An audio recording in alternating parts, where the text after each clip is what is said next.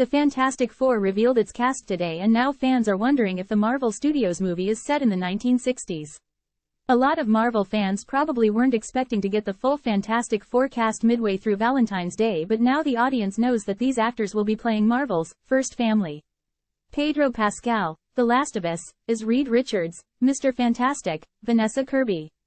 The Crown, will be Sue Storm, Invisible Woman. Joseph Quinn, Stranger Things, brings some fire to Johnny Storm, Human Torch, and Ebon Moss-Bachrach hopes to endear audiences to Ben Grimm, The Thing again. All of these actors are wonderful choices. Albeit choices that have been reportedly circulating for a while now. However, the styling in the concept art that Marvel Studios released might be more interesting than the casting. Drawn by Marvel concept artist Wesley Burt, the Fantastic Four are in their living room.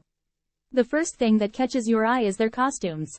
In a lot of the cinematic depictions of this Marvel team, the characters ditch the white detailing on their suits except for their main logo. Here, the white boots are the first tell that there's something going on.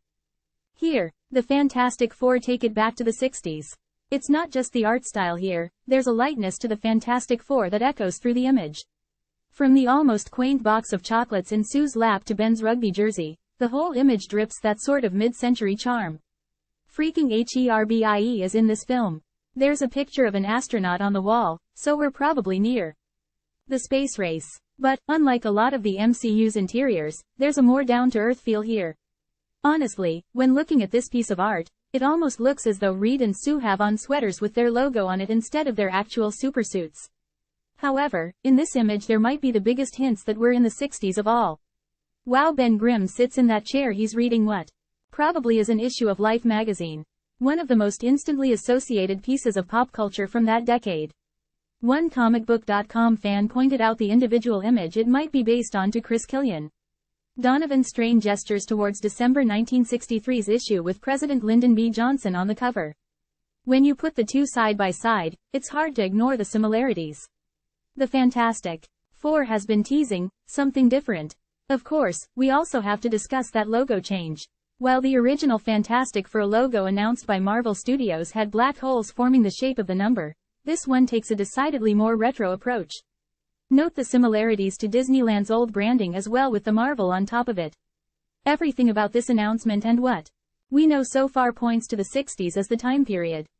The Fantastic Four's director Matt Shakman talked to Collider about how this movie was unlike anything you've seen at Marvel.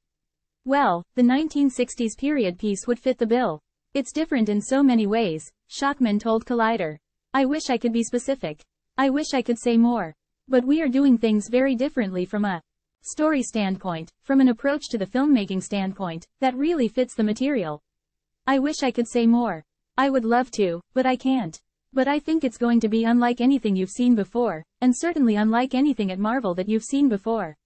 We have been non-stop, Shakman also mentioned of the pre-production process. Despite the strikes, yes, we've been working with the effects and with production design and building our world, and that's been incredibly exciting.